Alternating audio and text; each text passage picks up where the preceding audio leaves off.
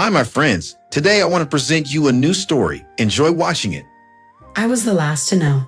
The invitation never arrived, and at first, I thought it was an oversight.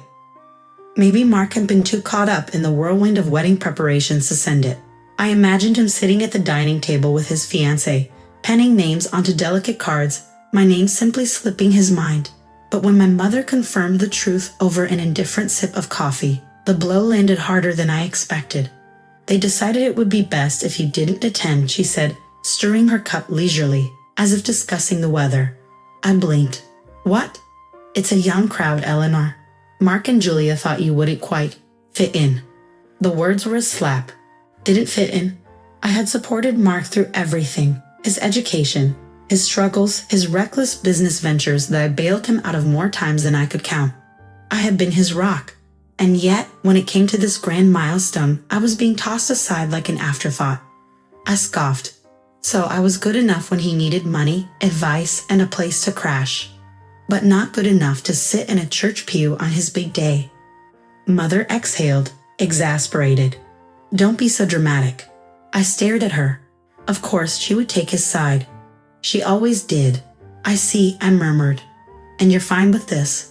She finally looked up, her expression placid.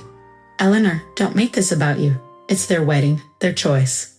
They didn't want you there, and honestly, I understand. You'd just be a burden to the young crowd. A burden. The word clung to me like thick smoke. For a long moment, I said nothing. The room suddenly felt stifling, the scent of coffee nauseating. I was an outsider in my own family. My absence at Mark's wedding had been decided, not because of any wrongdoing on my part, but because they simply didn't care enough to include me. I inhaled slowly, letting the betrayal settle in my bones.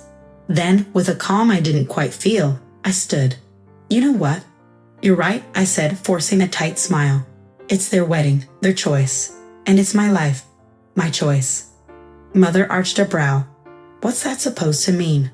It means I'm done. I picked up my purse, slinging it over my shoulder. If I'm such a burden, I won't impose. Not now, not ever again. She rolled her eyes. Oh, Eleanor, stop being childish. But I wasn't listening. A strange sense of clarity washed over me. I was tired of begging for scraps of affection. Tired of always being there for people who only saw me as a convenience. I pulled out my phone and with a few taps, booked a first-class ticket to Hawaii. If they didn't want me at the wedding, fine. I had better things to do. As I walked out the door, I didn't look back. I was done being their afterthought. And for the first time in years, I was putting myself first. The moment I stepped onto the plane, I felt the weight of my family's betrayal begin to lift. A flight attendant greeted me with a warm smile, leading me to my first-class seat, plush, spacious, the kind of luxury Mark and his bride would have adored for their honeymoon. Too bad. I adjusted the reclining seat, crossed my legs, and accepted a flute of chilled champagne, savoring the crisp taste as I settled in. My phone buzzed. Mother. I didn't pick up. Instead, I snapped a picture, my elegantly manicured hand holding the glass against the backdrop of the boarding gate, and captioned it. When you're too much of a burden for a wedding, but not for a first-class getaway. Cheers. Then, I hit post. By the time I landed in Honolulu, my phone had practically overheated. Messages flooded in from my family group chat. Mother, Eleanor, what is the meaning of this? Aunt Susan, are you seriously on vacation instead of helping with Mark's wedding? Father, we need to talk. Call me back. Mark, are you kidding me right now? I smirked. Now he noticed me. A sleek black car picked me up from the airport and drove along the coastline to my 5-star resort. Palm trees swayed in the golden light, and the scent of salt and hibiscus filled the warm air. A burden? Please, if anything, I was thriving. At the hotel reception, a sharply dressed concierge greeted me. Welcome to the Grand Moana Resort, Miss Whitmore. Your ocean view suite is ready. I smiled. Perfect. I let the bellhop take my bags while I strolled to the infinity pool, slipping into a lounge chair. A server appeared almost instantly. Mai Tai, please, I said, handing him my room number. As I stretched out under the sun, a message from Mark popped up. Mark, you couldn't wait until after my wedding to pull one of your selfish stunts. Selfish? I laughed. I typed back. Funny, I wasn't invited, remember? Seconds later, the three dots appeared, then stopped, then appeared again. Good. Let him stew. The server returned with my drink, garnished with a fresh pineapple slice. I took a sip, letting the sweet citrusy taste wash over me. They thought they could exclude me, dismiss me, forget me. Let them watch me live without them. Sunlight streamed through the open balcony doors as I scrolled through my phone, lounging in my silk robe. The air smelled of sea salt and coconut oil, a stark contrast to the suffocating tension I had left behind. My latest post, a picture of my lavish breakfast spread overlooking the turquoise ocean, was gaining traction. Fresh papaya, golden croissants, and a mimosa sparkling in the morning light. The caption read, "Some celebrations are better enjoyed alone. Hashtag living my best life." I tapped my phone screen, delivered, seen. Then, almost instantly, my notifications exploded. "Mother, Eleanor, this is disgraceful. Stop this nonsense immediately. Aunt Susan, Mark is furious. Do you really have to humiliate him like this? Mark, you're unbelievable. It's my wedding week, and you're making everything about you." A wicked smile tugged at my lips. "Oh, Mark, I haven't even started." As I reached for my mimosa, my phone vibrated with a call. "Mark." I let it ring. Then again. Finally, I answered. "Enjoying your honeymoon before the wedding?" His voice dripped with sarcasm. "Unlike you, Mark, I actually earned this vacation," I said, twirling my spoon in my coffee. "You're making a scene, Eleanor. Mom's furious." I leaned back in my chair. Did she call me a burden again? Or is that just reserved for when I'm needed to pay for things? Silence, then a deep breath. "Look, I don't have time for your games. Just stop posting." I laughed softly. "Or what? You'll uninvite me again." I ended the call before he could respond.